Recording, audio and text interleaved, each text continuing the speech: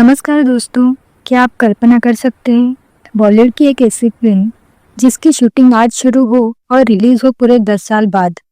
एक ऐसी फिल्म जिसमें लीड हीरो के बाल और दाढ़ी फिल्म के बीच में ही बदल जाए। एक ऐसी फिल्म जो भारत ईरान के जॉइंट प्रोडक्शन में बनी हो और जिसकी शूटिंग अलास्का जैसे दुर्लभ इंटरनेशनल लोकेशन पर हुई हो। आज हम बात कर रहे हैं साल 1974 में रिलीज हुई धर्मेंद्र और फिरोज खान की multi starrer action thriller international group की, जिसका हिंदी में मतलब है काला बाजार। ये सिर्फ एक फिल्म नहीं बल्कि भारतीय सिनेमा के इतिहास में प्रोडक्शन डिले और कंटिन्यूटी एरर की सबसे बड़ी कहानियों में से एक है। ये फिल्म कैसे बनी, इसमें इतना समय क्यों लगा और वो कौन सी बड़ी कंट्रोवर्सी थी जिसने इसके एक बेहतरीन गाने को सालों बाद दूसरी फिल्म में जाने पर मजबूर कर दिया। आइए जानते हैं। इंटरनेशनल ग्रुप के पीछे की कहानी किसी क्राइम थ्रिलर से कम नहीं है। इसकी शुरुआत होती है एक महत्वाकांक्षी विजन से। ये एक इंडो ईरानी जॉइंट प्रोडक्शन था जिसका मतलब था एक बड़ा कैनवास, बड़ा बजट और इंटरनेशनल अपील। फिल्म के डायरेक्टर थे पच्ची साहब, जो मशहूर कॉमेडियन ओम प्रकाश जी के भाई थे। उनका सपना था एक ग्लोबल स्तर की एक्शन फिल्म बनाना।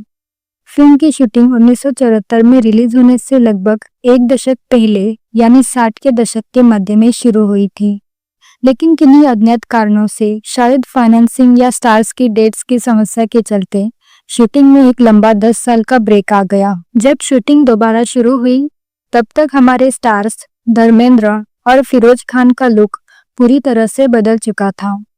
धर्मेंद्र और फिरोज खान एकदम जवान, क्लीन शेव्ड और 60 के दशक के स्टाइल में साफ सुथरे दिखते हैं। अचानक दोनों स्टार्स लंबे बाल और रफ टफ लुक में नजर आते हैं, जो 70 के दशक का फैशन था। ये फर्क फिल्म में इतना स्पष्ट दिखता है कि दर्शक हैरान रह जाते हैं। एक सीन में धर्मेंद्र कार में 60 के दशक के लुक में बैठते हैं और अगले कट में 70 के दशक के लंबे बाल वाले लुक में बाहर निकलते हैं। यही वो सबसे बड़ा टेक्निकल दोष था जिसने इस फिल्म की आलोचना का मुख्य कारण बना। फिल्म के टाइटल को सही साबित करने के लिए डायरेक्टर पच्ची ने शूटिंग लोकेशंस पर कोई समझौता नहीं किया।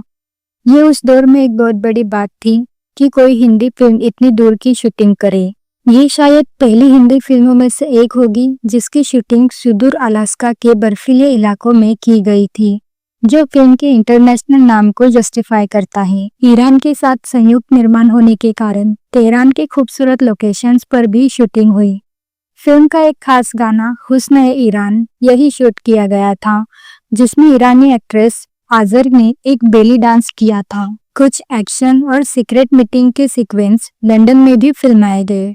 फिल्म की कहानी का मुख्य केंद्र गोवा था, जहां एसपी राजेश यानी फिरोज खान की पोस्टिंग होती है और वो टाइगर यानी धर्मेंद्र की तलाश शुरू करते हैं। ये फिल्म एक सिनेमैटिक अनुभव थी जिसमें इतने सारे अंतर्राष्ट्रीय रंग थे, लेकिन अफसोस एडिटिंग और कंटिन्यूटी की कमी ने इन शानदार लोकेशंस के महत्व को कम कर दिया। फिल्म की कहानी दोस्ती, प्रेम और कर्तव्य के बीच फंसे एक ईमानदार पुलिस अफसर और एक क्रूर तस्कर की है। अब आते हैं सबसे बड़े विवाद या मिस्ड अपॉर्चुनिटी पर, जो इस फिल्म के संगीत से जुड़ा है।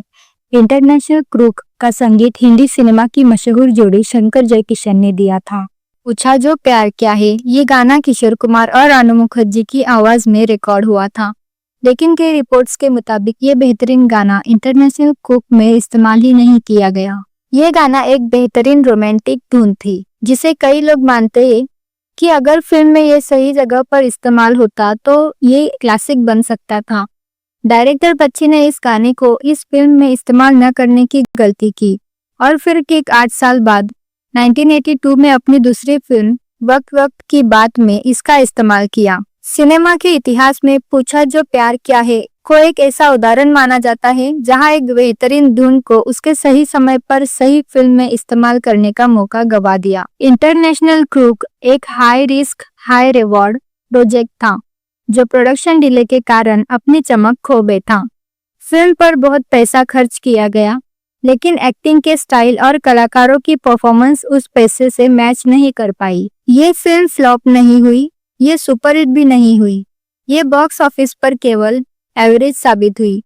लेकिन फिल्म को एक बात ने बचा लिया, वो थी धर्मेंद्र और फिरोज खान की जोड़ी। इन दोनों सुपरस्टार्स की ऑन स्क्रीन केमिस्ट्री भले ही उनके विजुअल लुक में अंतर हो, दर्शकों को पसंद आई। फिरोज खान का शांत सुलझा हुआ एसपी और धर्मेंद्र का इमोशनल और रफ एज क्रिमिनल का किरदार दर्शकों को बांधे रखने में कामयाब रहा। इंटरनेशनल क्रूक आज क्लासिक बॉलीवुड का एक दिलचस्प हिस्सा है। ये हमें सिखाती है कि सिर्फ बड़े नाम, बड़े बजट और इंटरनेशनल लोकेशन से फिल्म हिट नहीं होती, बल्कि कंटिन्यूटी, सही समय पर रिलीज और एक सुसंगत कहानी भी उतनी ही जरूरी होती है। ये उस युग का प्रतिनिधित्व करती है जब फिल्म मेकिंग में जोखिम उठाए जाते थे, भले ही उन जोखिमों की कीमत एक दशक के डिले और एक बेहतरीन गाने के त्याग के रूप में चुकानी पड़ी। आपने इंटरनेशनल क्रूक देखी है या नहीं? आपको धर्मेंद्र और फिरोज खान की यह जोड़ी कैसी लगती है? हमें कमेंट्स में जरूर बताइए।